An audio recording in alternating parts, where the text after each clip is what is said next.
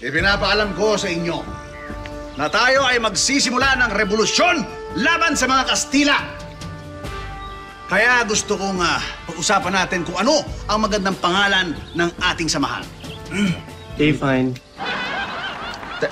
Anong sinabi mo? Ba't parang ibang iyong pananalita? Ay, sorry ho. Lumaki ho kasi ako sa Amerika, kaya ganito ako magsalita.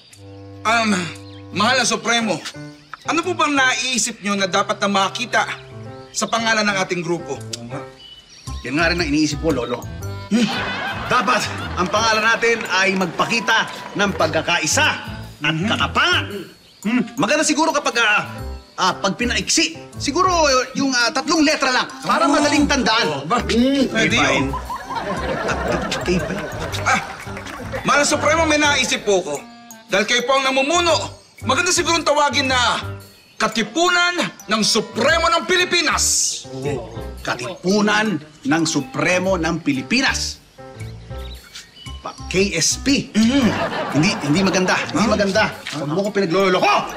Pangit! Pasensya na po. Supremo, ito po, magpapakita ng tapang at pagkakaisa natin. Laban ng organisadong lahi. Laban ng organisadong lahi.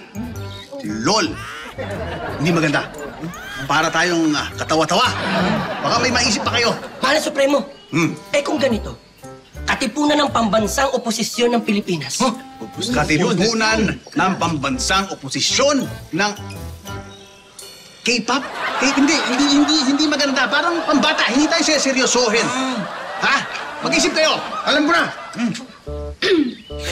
Lahi ng Batang Makabayan. Wow, Makabayan.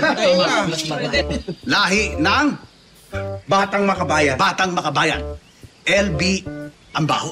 LBM? Mabaho. Hindi maganda yan. Wala ba kayong maisip?